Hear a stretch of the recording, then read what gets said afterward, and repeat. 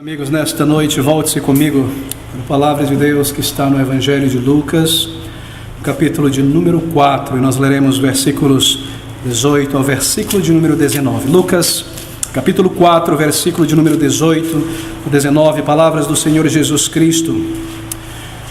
O Espírito do Senhor está sobre mim, pois que me ungiu para evangelizar os pobres, enviou-me a curar os contritos de coração, a proclamar liberdade aos cativos e restauração da vista aos cegos, a pôr em liberdade os oprimidos, a anunciar o ano aceitável do Senhor.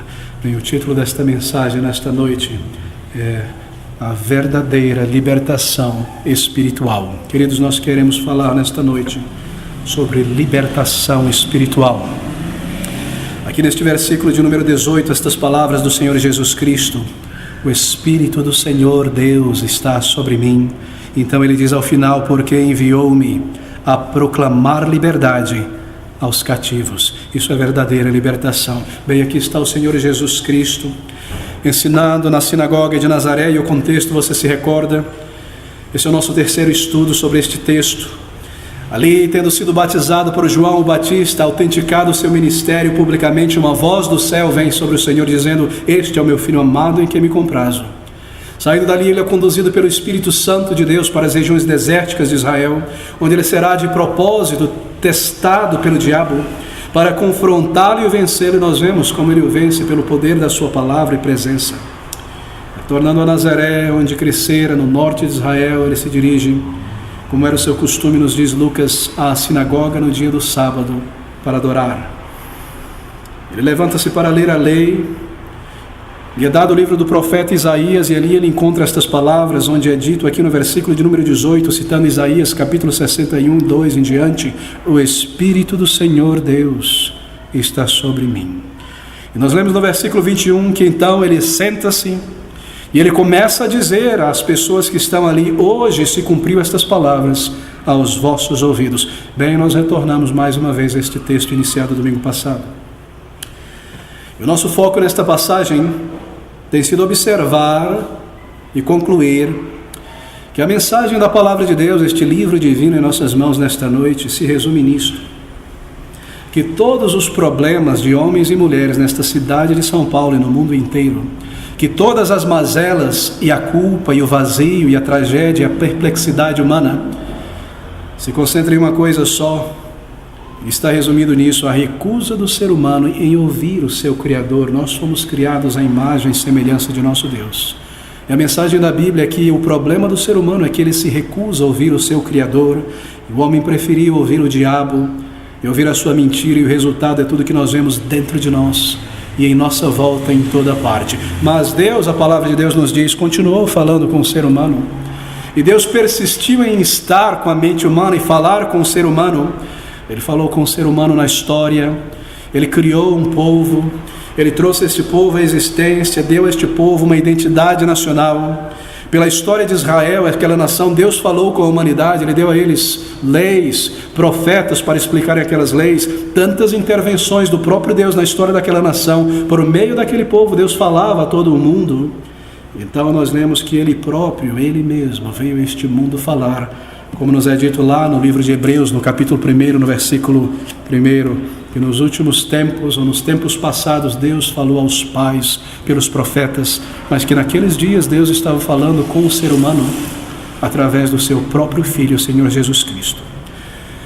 De maneira que a mensagem da Bíblia para nós nesta noite, querido amigo, a palavra de Deus, este livro divino, para a nossa geração neste século 21, é que você e eu devemos ouvir o que Deus está falando.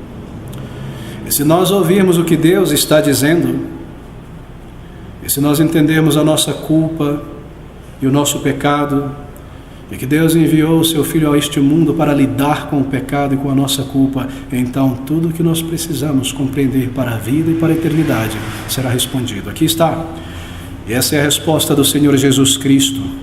No versículo de número 18 e 19 ele diz: o Espírito do Senhor Deus está sobre mim, pois que me ungiu para evangelizar os pobres, enviou-me a curar os contritos de coração, a proclamar liberdade aos cativos, restauração de vista aos cegos, a pôr em liberdade os oprimidos, a anunciar o ano aceitável do Senhor. Que palavras tão belas e tão gráficas. Em outras palavras, o que o Senhor Jesus Cristo está dizendo aqui naquele dia, naquela sinagoga em Nazaré, é que Ele é o cumprimento daquela profecia de Isaías.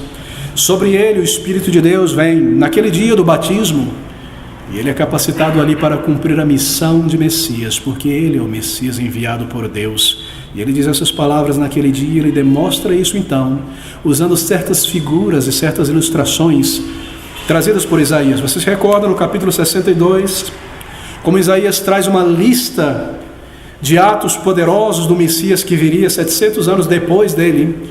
O Messias verdadeiro, nos diz Isaías, expulsaria demônios, curaria os enfermos, daria visão aos cegos, os coxos andariam. E aqui está o Senhor Jesus Cristo cumprindo todas estas coisas no seu ministério, de modo que Ele se senta naquela sinagoga no início do seu ministério, e Ele diz isso para todas as pessoas com toda a clareza possível. Qual é a sua missão? O Espírito do Senhor Deus está sobre mim. Eu sou o Messias, eu sou o Salvador prometido. Aqui está a salvação de Israel, aqui está o Salvador do mundo. Essas são as suas palavras. Ele veio para lidar com o pecado e com a consequência do pecado.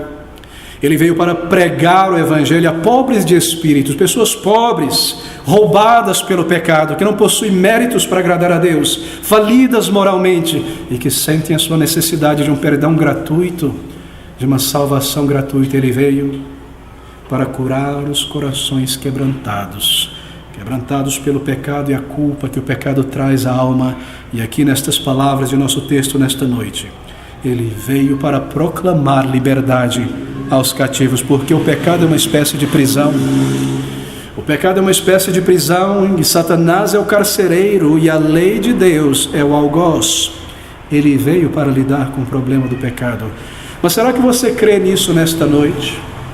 Eu não sei qual é o seu contexto, como você chegou aqui neste lugar nesta noite. Será que estas palavras falam a tua alma e você de fato crê nestas verdades? Que a maioria das pessoas, que o mundo hoje inteiro de homens e mulheres são escravos do pecado, essas coisas são compreendidas por você nesta noite?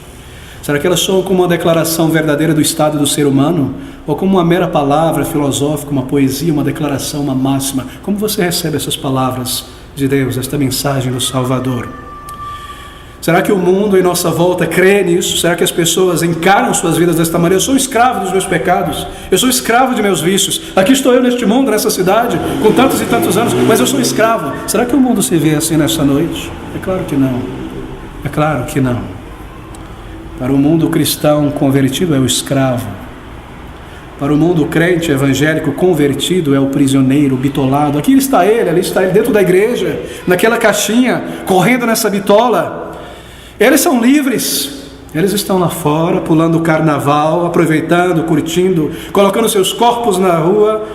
Eles não têm a gema da religião, eles estão livres para fazer o que querem. Será que o mundo se vê como um escravo do pecado nesta noite? Será que o mundo ouve o que Deus está dizendo, que o Senhor está dizendo?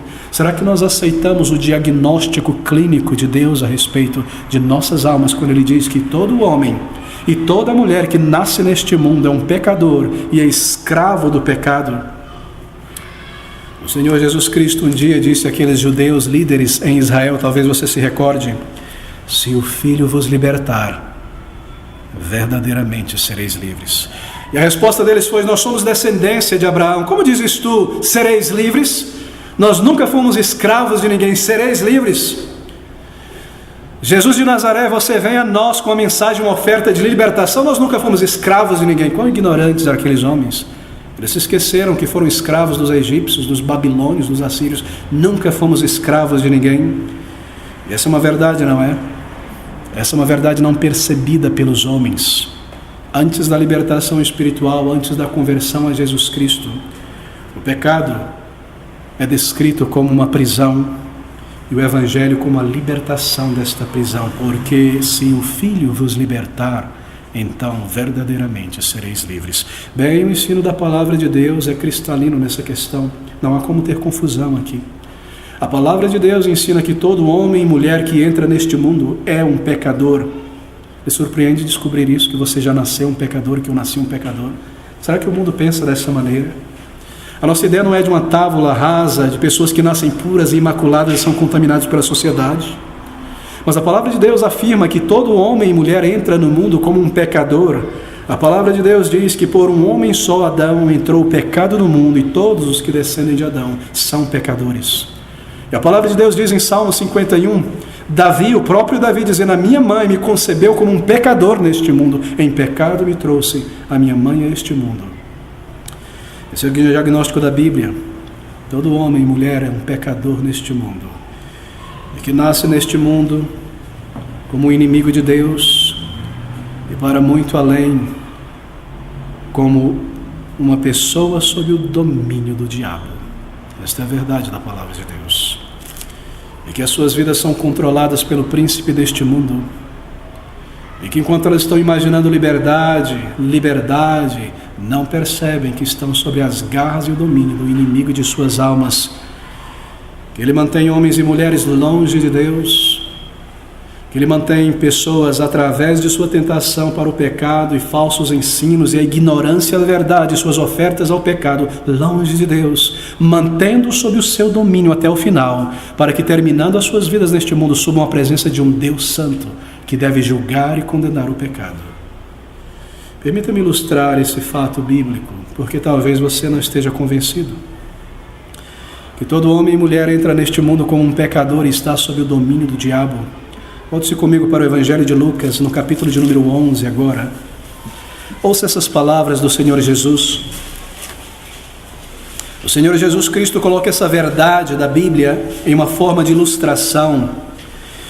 E no versículo de número 21 e 23, ele diz essas palavras do capítulo 11 de Lucas, 21 e 23. Ouça com bastante calma. Quando o valente guarda armado a sua casa, em segurança está tudo quanto tem. Mas sobrevindo outro mais valente do que ele, vencendo, tira-lhe toda a sua armadura em que confiava e reparte os seus despojos. O que ele quer dizer aqui? Será que você já leu essa passagem tantas e tantas vezes? Imaginou que o Senhor estava tentando distrair as pessoas com uma anedota? O contexto, você se lembra, não é? Está aqui nesses versículos do capítulo 11. O Senhor Jesus Cristo havia cumprido um de seus ministérios como Messias e curado uma pessoa possessa e expulsado o demônio daquela pessoa, no versículo de número 14. Após ter realizado aquilo que somente ele e os seus apóstolos poderiam realizar, os fariseus, os cabeças religiosos de Israel, vêm e acusam o Senhor de operar os seus milagres em associação com o diabo.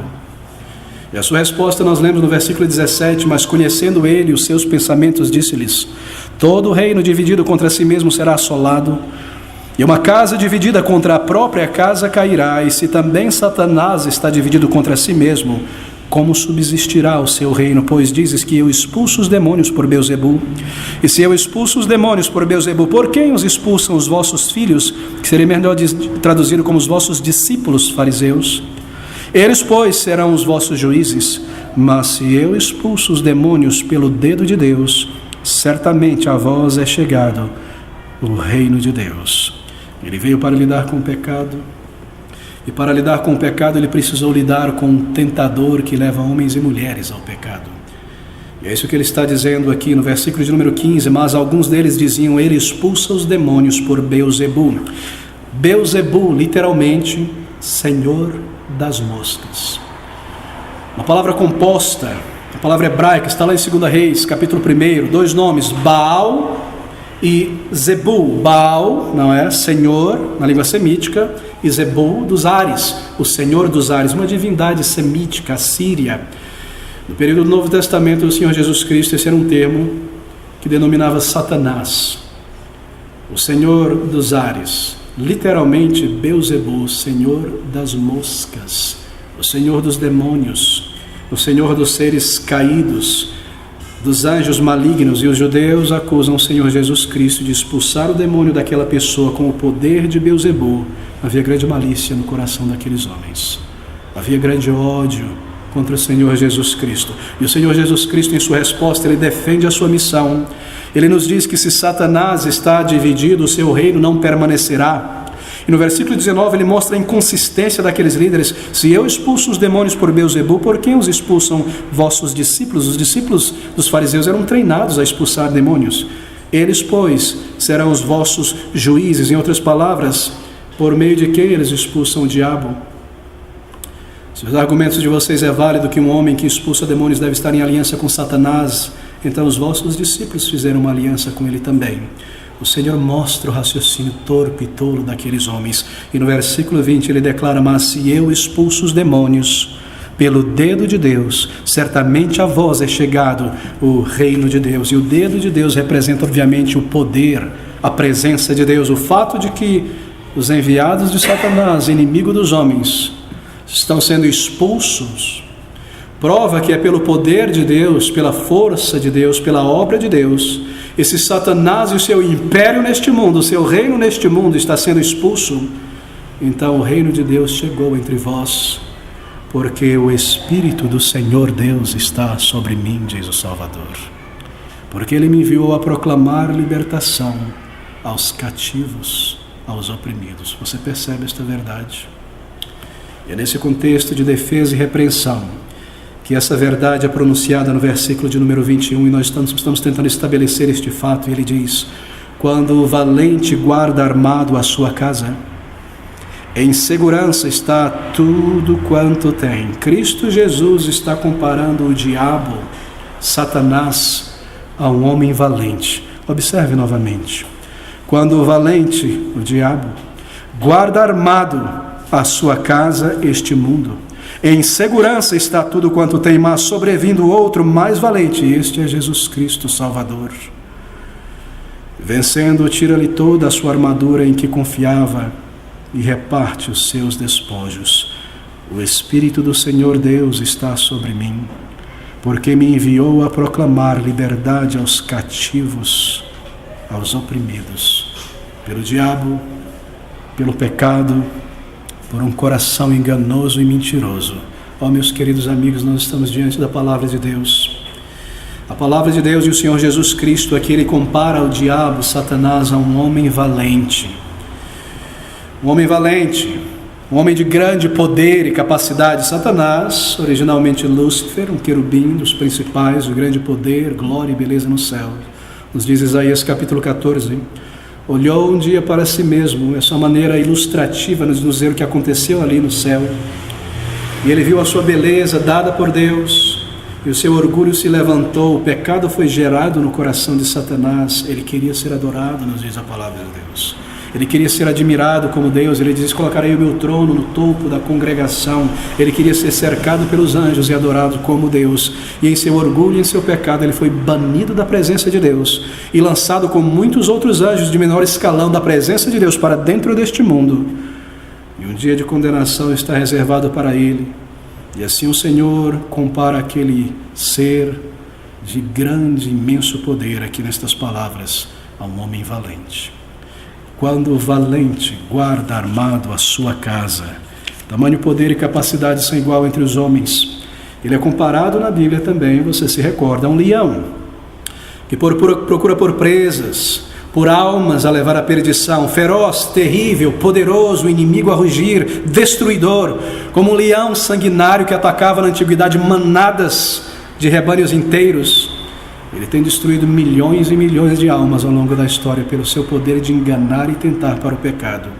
Ele é chamado de um príncipe poderoso no Antigo Testamento, o príncipe das potestades do ar, um príncipe com um grande exército de seguidores, de anjos caídos, com as suas estratégias. Não é um príncipe que é o senhor da guerra no império, planejando destruir, enganar as pessoas, enganar as nações, atacar a igreja, manter pessoas na ignorância, na crendice, preso aos seus pecados, longe de Deus. Um príncipe poderoso, um caçador sagaz que espreita pela oportunidade para captar almas. e coloca diante dos olhos das pessoas tentações que as levarão para mais e mais distante de Deus e arrastam pessoas para longe do Salvador. Ele é comparado a uma serpente pela sua malícia e pela sua astúcia, pelo veneno mortífero que é o pecado e leva à condenação. Com suas mentiras, com suas tentações, ele leva tantas e tantas pessoas à ignorância e a uma vida longe de Deus. Ele é comparado na Bíblia a um ladrão. E como um ladrão, meu querido amigo, ele está aí para roubar e para matar e para destruir. Ele rouba pessoas da possibilidade de ouvir o Evangelho. Ele rouba as pessoas da possibilidade de um lugar no céu. Ele rouba as pessoas de tantas oportunidades de estarem sob o som do Evangelho da graça redentora. Ele é um ladrão, mas aqui neste versículo diante de nós, o Senhor Jesus Cristo o compara a um homem valente que está fortemente armado e que guarda os seus bens em segurança. Observe outra vez. Quando o valente guarda armado a sua casa, em segurança está tudo quanto tem. Um homem valente, como um herói da antiguidade, um homem como Naamã, por exemplo, um grande general, um soberano. A imagem, a figura que eu consigo pintar é esta: um castelo muito grande, bem guardado, imenso. Ali está o Senhor soberano daquele castelo, armado até os dentes com seu exército ali dentro, paredes grossas, impenetráveis, e ele mantém em perfeita segurança e paz os seus bens. Esta é a figura pintada pelo Salvador. É muito precisa, porque fala sobre o poder e a operação de Satanás neste mundo. Este mundo é a habitação do diabo, este é o seu reino, esta é a sua casa. Esse mundo é o palácio forte, onde ele domina e faz segundo o seu querer, e homens e mulheres não convertidos, não regenerados, são seus bens. Quando o valente guarda armado a sua casa, em segurança está tudo quanto tem. E os corações e as mentes de homens e mulheres que nunca buscaram o Salvador e nunca foram libertos do poder e do domínio do diabo e do pecado, os quais ele possui, controla e manipula, como ele bem entende, são bens, são objetos nas mãos do tentador. Será que você encara esta realidade nesta noite? Você não é um agente livre neste mundo, meu querido amigo. Se você não conhece a Jesus Cristo, o Salvador, nunca o buscou, não se iluda, você não é livre neste mundo. Ali está você, ali estou eu antes da conversão, dentro desse castelo imenso. É grande esse castelo, não é? É longo, é distante. Você pode andar um pouco, você pode contemplar algo, mas tente pular o muro desse castelo e ele derruba a cacetada de voltas para dentro. Tente fugir dele, tente buscar a Deus por si mesmo, tente parar de pecar, tente deixar a imoralidade, a mentira, a ganância e a cobiça por si mesmo, e logo ele lhe arrasta de volta ao pecado. Quando o homem valente guarda armado a sua casa, em segurança está tudo quanto tem. O Senhor Jesus Cristo declara essa verdade de outra maneira também no Novo Testamento. Você se recorda ali em Atos 26, versículo 8, quando ele se encontra com Saulo de Tarso, no caminho para a cidade de Damasco, buscando cristãos para arrastá-los pelo cabelo para prisões. Saulo, um escravo do diabo, mas também um instrumento nas mãos do diabo. E o Senhor aparece a ele no caminho, porque o Senhor irá salvá-lo. E enviar Saulo a pregar o evangelho da graça redentora a tantas e tantas almas. E no versículo de número 18, deste capítulo de número 26, eu abro rapidamente de Atos. Estas palavras são ditas sobre Saulo para lhes abrirdes. Paulo seria um pregador do evangelho enviado a toda parte, para pregar o evangelho, para lhes abrires os olhos dos homens e das mulheres, e das trevas os converteres à luz, e do poder de Satanás a Deus, a fim de que recebam a remissão de pecados e a herança entre os que são santificados pela fé em mim, diz o Salvador. Daí estas palavras: quando o valente guarda armado a sua casa. E toda a humanidade nesta noite, neste momento, está sob o domínio e o poder do príncipe das trevas. Você se recorda como o próprio apóstolo Paulo, um dia lá em 2 Coríntios capítulo 4, versículo 3, tendo ido àquela cidade, pregado o evangelho, quase sendo apedrejado ali, pregando o evangelho, Muitas pessoas se alegraram com a salvação. Muitas pessoas se alegraram em ouvir a respeito do Salvador Jesus Cristo. Ele nos diz no capítulo 4, no versículo de 3 a 4, que alguns creram, mas alguns rejeitaram duramente o mesmo evangelho ouvido. Então ele nos diz, no versículo 3 de 2 Coríntios 4, mas se ainda o nosso evangelho está encoberto, para os que se perdem está encoberto, nos quais o Deus deste século cegou os entendimentos dos incrédulos, para que não lhes resplandeça a luz do evangelho da glória de Cristo, que é a imagem de Deus. Por que eles não creem? Porque eles rejeitam? Porque eles crescem ouvindo o evangelho, são convidados e vão embora e desprezam o que ouviram? Porque o cinismo e a ironia estão em seus olhos quando ouvem o evangelho e seus pensamentos em seu pecado? É por causa disso, diz a palavra de Deus, porque os seus olhos e o seu entendimento está cego para a verdade. Por que eles não creem? Bem, eles dizem, é por causa da nossa ciência, é por causa do nosso grande intelecto. A ciência me libertou, eu sou um entendido, eu entendo as coisas. Eu não preciso de religião, não preciso de uma muleta, de uma válvula de escape. Mas Paulo diz, nada do tipo, nada do tipo.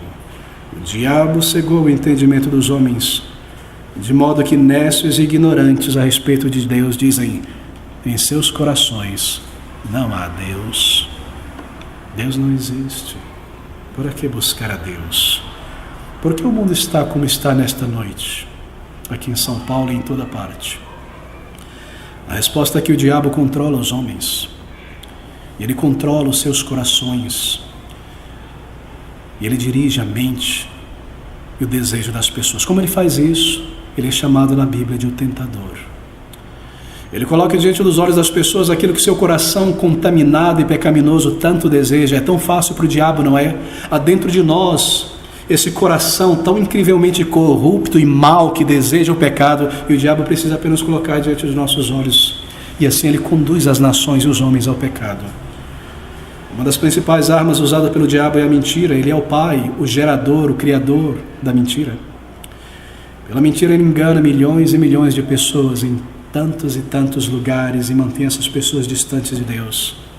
Foi assim com Adão e Eva no início. Ele torceu a palavra de Deus, ele mentiu a respeito. Será que Deus está dizendo mesmo isso? Você tem certeza? Será que Deus não está escondendo algo de você por trás daquela fruta? Será que é verdadeira essa história do Evangelho? Será que não está ok viver como eu estou? No final Deus é amor, Ele vai salvar todo mundo. É a mesma estratégia hoje, não é? Não há Deus. Veja a teoria da evolução, veja o ateísmo, estratégias diferentes em países diferentes. Não há alma, você não precisa se preocupar. O diabo perdoa os teus pecados, mesmo como? Dizendo que não existe pecados. Você não precisa se preocupar. Está tudo bem, está tudo bem. Se entregue, esqueça o seu Deus. Olha, se a tua consciência pesar, na quarta-feira você pode, um pouco de cinzas, estará tudo bem. As cinzas ou o sangue que você está buscando. A mesma estratégia, não é? Você quer religião? Eu te mantenho em teus pecados, mas eu te dou religião também. Um pouquinho de cinza na quarta-feira. Depois você ora. Depois você faz uma campanha. Aproveite enquanto você pode. Não há um dia de prestar contas. Para que se preocupar? Será que Deus disse mesmo isso? Está determinado um dia a prestar contas diante de Deus? Será que esse pastor não está passando dos limites, querendo ser mais sério do que os outros? Está isso na palavra de Deus? Uma das maiores estratégias do diabo é a mentira. Ele é o pai, ele é o especialista na mentira. A todo momento ele está trabalhando em cima do seu instrumento e desenvolvendo novas tecnologias, novos apps e novos softwares para promover o seu produto. E você imagina-se um ser livre. Deus não existe, a consciência não existe. Você é um ser livre para dirigir a tua vida. Você já recebeu a régua e o compasso. Siga em frente. Deixa o teu coração te levar. Enganoso é o coração mais do que todas as coisas perversamente corretas. Será que Deus disse mesmo isso? Tente sair das garras dele. Tente pular para fora deste muro. Ah, pastor, o pecado é como um cigarro, não é? Eu fumo um, ou eu tomo uma cachaça, mas quando eu quiser eu me livro dele. A primeira dose desse pó, um pouco mais dessa pedrinha, eu consigo me livrar. Eu consigo ir embora. Tente sair, tente pular deste muro. Tente vencer os teus pecados. Tente ficar sem pecar e agradar a Deus. Você percebe, amigo? Ali está ele dizendo, Deus não é real. Se Deus é real, você pode buscá-lo mais tarde. Há tanta coisa, há tantos carnavais pela frente. Você tem muito tempo. Depois que você estiver experimentado isso, você é tão novo, você é tão adolescente, há tantas coisas que você deseja tanto experimentar. Experimente, vá em frente, esqueça de Deus agora. Põe Ele de um lado de fora da moldura da tua mente. Lute com a tua consciência. Deixe Deus. Quem conhece o dia de amanhã? Que adianta o homem ganhar o mundo inteiro e perder amanhã a sua alma? Você sabe se você passará dos 17 anos, dos 23 anos, dos 10 anos, dos 50 anos? Você sabe? Você pode determinar? Você conhece o dia de amanhã? Não, se esqueça. Hoje é carnaval, amanhã tem cinzas. Depois você busca a Bíblia, depois você ouve o conselho do Evangelho. Se Deus é real, você pode buscá-lo mais tarde. Há alguém aqui vítima deste engodo? Há alguém nesta noite, o escravo desta mentira, e o diabo tem você no bolso? Deus é amor apenas, não se preocupe. No final, tudo estará ok. Como pode Deus enviar pessoas para o inferno? Essas partes da Bíblia, não, eu não quero elas. A mentira, o pai da mentira. Será que há alguém aqui debaixo desta ilusão satânica? Meu querido amigo, a ira de Deus e o inferno é uma manifestação da justiça e da santidade de Deus. Porque Deus deve lidar com o pecado, Ele não pode fechar os seus olhos. E o inferno, no final das contas, é uma grande e imensa demonstração de amor que Deus deve extirpar de seu universo um dia, um diabo e todos os homens rebeldes, e deixar imperar a sua lei santa e maravilhosa. Então há outras coisas e agentes que controlam as pessoas, um coração enganoso, diz a palavra de Deus. Uma mente que ouve o que o coração diz e crê no coração e segue em frente. Não é sem razão, não é? A filosofia deste mundo é: siga o teu coração, faça o que for melhor aos teus olhos. Não é isso que é cantado nas músicas, lido nas revistas, aprendido nas novelas. A morte é desconhecida, a morte e a eternidade é empurrada de lado, e as pessoas se lançam para longe do Senhor, e assim elas são enganadas. Você percebe o teor dessas palavras? Quando o homem valente, diz o Salvador, guarda em segurança a sua casa, todos os seus bens estão em segurança. Essa situação trágica do ser humano, enganado por Satanás, enganado pelo seu próprio coração, longe de Deus, controlado por suas mentiras, preso, cativo e dominado pela sociedade, sem Deus no mundo, sem esperança para a vida eterna, ignorante da verdade, vendido voluntariamente ao pecado, inimigo de Deus e por fim debaixo de uma condenação justa da lei de Deus. Que tragédia, que prisão, que estado espiritual. E é diante desse quadro de escuridão e miséria, vazio e opressão que essas palavras gloriosas do Senhor Jesus Cristo são reverberadas há 2000 anos atrás. O Espírito do Senhor Deus está sobre mim, pois que me enviou para evangelizar os pobres. Enviou-me a curar os contritos de coração, a proclamar liberdade aos cativos pelo diabo e pelo pecado. O Espírito do Senhor Deus está sobre mim. E essa verdade é ilustrada nessas próprias palavras do Senhor Jesus Cristo, no capítulo 11, que nós acabamos de ler, no versículo de número 22. Então ele segue dizendo essas palavras: quando o valente guarda armado a sua casa, em segurança está tudo quanto tem. Mas sobrevindo outro mais valente do que ele, vencendo, tira-lhe toda a sua armadura em que confiava, e reparte os seus despojos. Em sua própria ilustração, Cristo Jesus aponta para si mesmo como este mais valente.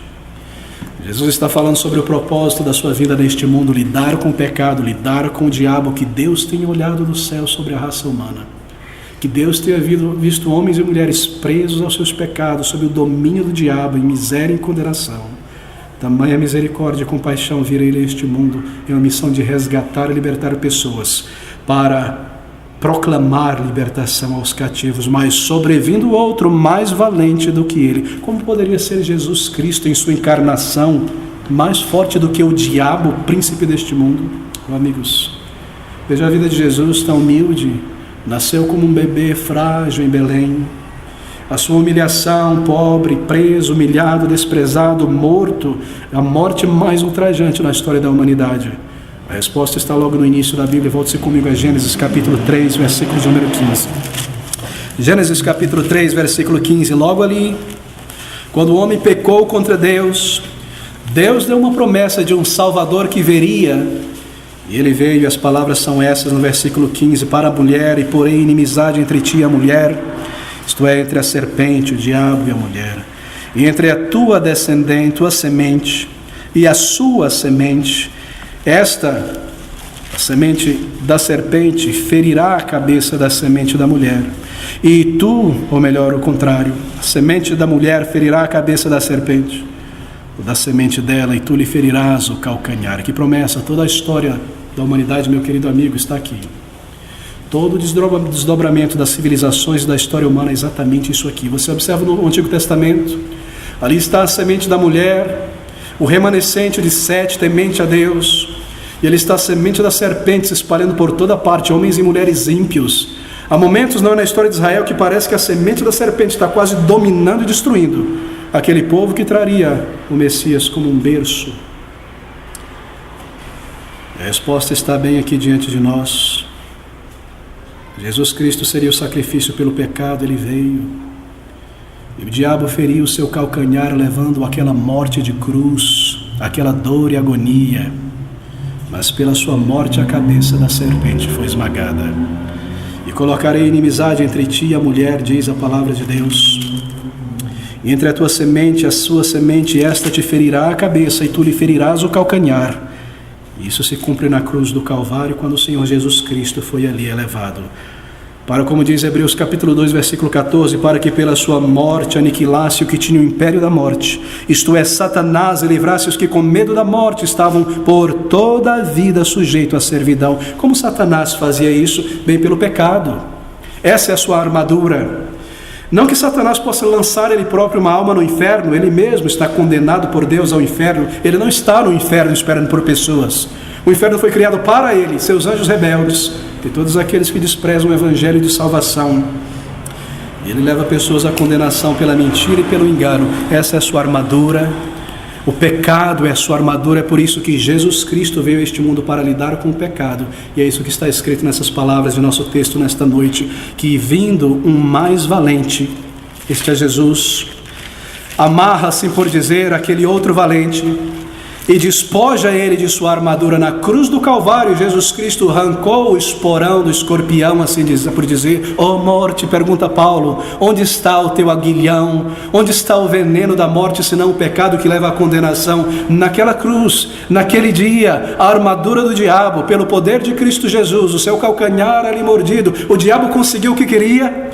Se ele pudesse somente matar e destruir o Salvador, na sua ignorância, ele é um ser criado, ele não é Deus, ele não percebeu que ali a sua cabeça seria esmagada e o Salvador seria o campeão da salvação de todo o seu povo. Ali ele arranca a armadura, ele entra no domínio do diabo e ele toma os seus despojos, milhões e milhões de homens e mulheres que conheceriam o Salvador. Você se recorda daquelas palavras de Isaías lá no capítulo 51? Abra comigo rapidamente. O Salvador, ele olha para trás, a sua obra na cruz, capítulo 53. Massacrado, opresso, da opressão e do juízo foi tirado. Quem contará o tempo da sua vida morreu novo. Porquanto foi cortado da terra dos viventes pela transgressão de meu povo, ele foi atingido.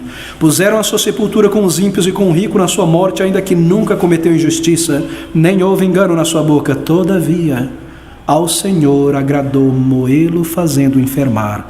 Então, quando a sua alma se puser por expiação do pecado na cruz, verá a sua posteridade prolongará os seus dias e o bom prazer do Senhor prosperará em suas mãos.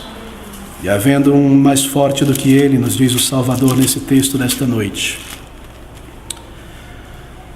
vence-o, tira-lhe toda a sua armadura em que confiava e reparte os seus despojos.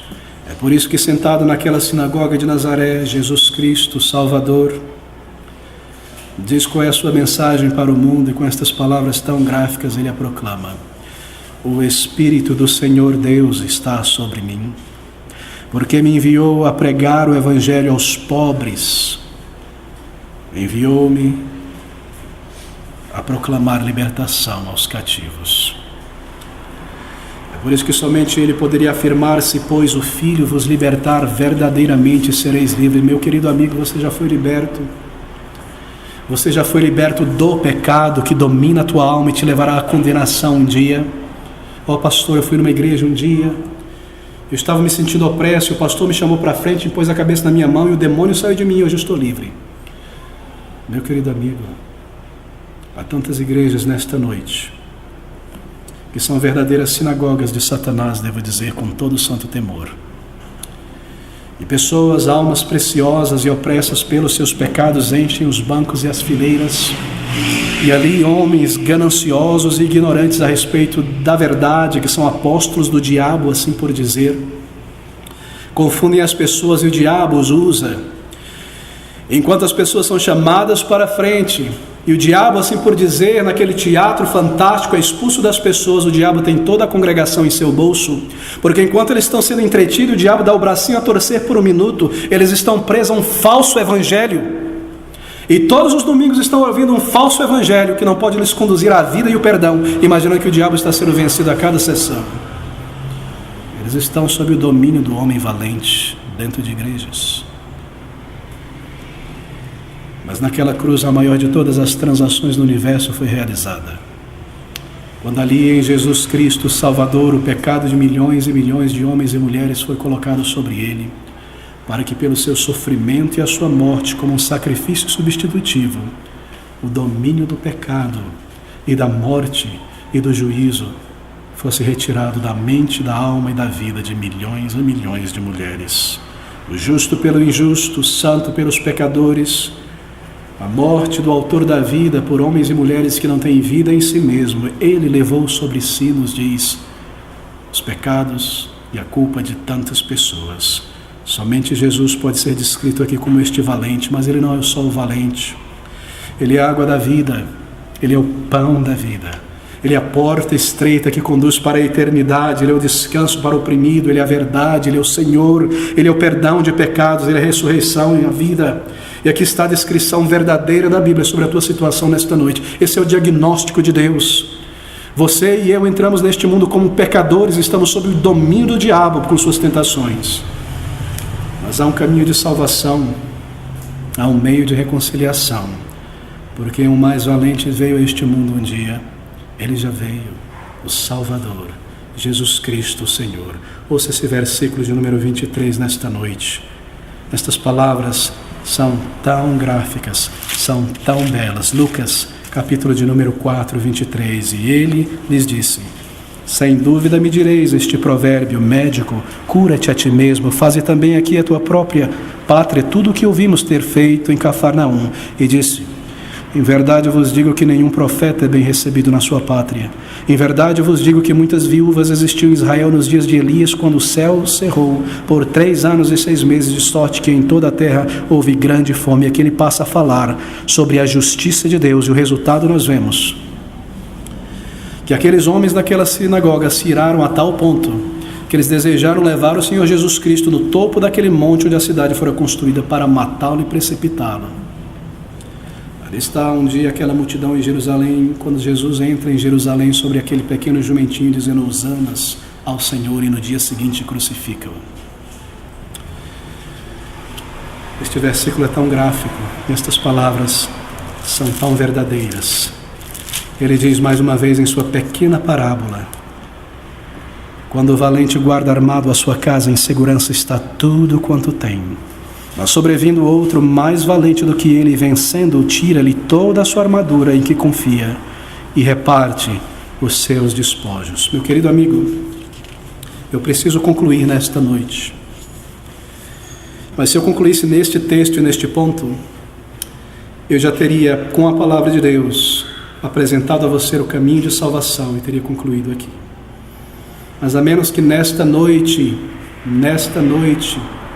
você seja uma pessoa salva e liberta em Cristo Jesus, o pecado não terá concluído com você, e você certamente sairá por aquelas portas, e o diabo não terá concluído com você. E naquele dia, quando a luz deste mundo se apagar para a tua alma e você entrar na presença do teu Criador sem Cristo, Deus não terá concluído com você. Deixe-me lhe fazer uma pergunta. Nessa questão da salvação, é uma questão de vontade, de arbítrio, sim. Mas ou é o arbítrio do homem, o arbítrio do diabo, ou é a vontade de Deus? Qual é a mais forte? Se você não deseja vir a Cristo, o diabo também não. Se não é Deus que escolhe, deseja, que irá salvar o pecador, o diabo não lhe permitirá. Você precisa clamar a Ele. Deixe de lado filosofias e ideias erradas. Você sente a tua necessidade de perdão nesta noite? Você sente a opressão do pecado em tua vida, o vazio, um senso de culpa? Você não pode afirmar nesta noite que já passou da morte para a vida. Olhe para Jesus e clame a Ele por perdão. Veja a tua necessidade espiritual e simplesmente olhe para Ele e peça a Ele. E conforme você faz isso, confesse a Ele os teus pecados. Ele veio para lidar com o pecado. E eu e você somos pecadores diante de Deus. Você deve encará-los e confessar ao Senhor e depositar toda a tua fé no Salvador. Não há como tomar uma posição neutra, sabia?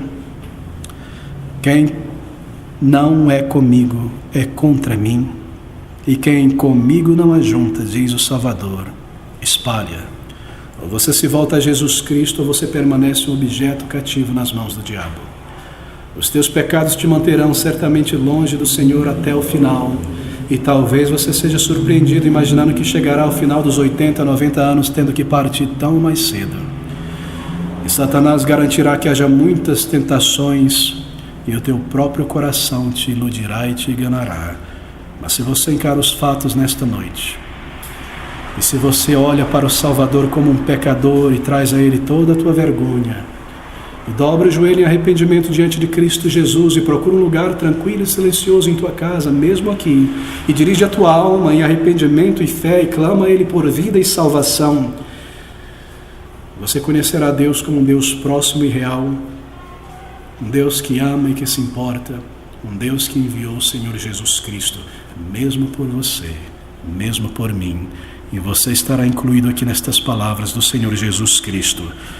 Toma-lhe a sua armadura, vence-o e reparte os seus despojos. Se o Senhor Jesus Cristo disse isso um dia, creia.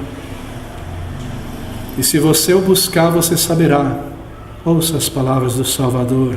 O Espírito do Senhor Deus está sobre mim, porque me enviou a pregar libertação aos cativos. E então, se o Filho vos libertar, verdadeiramente sereis livres.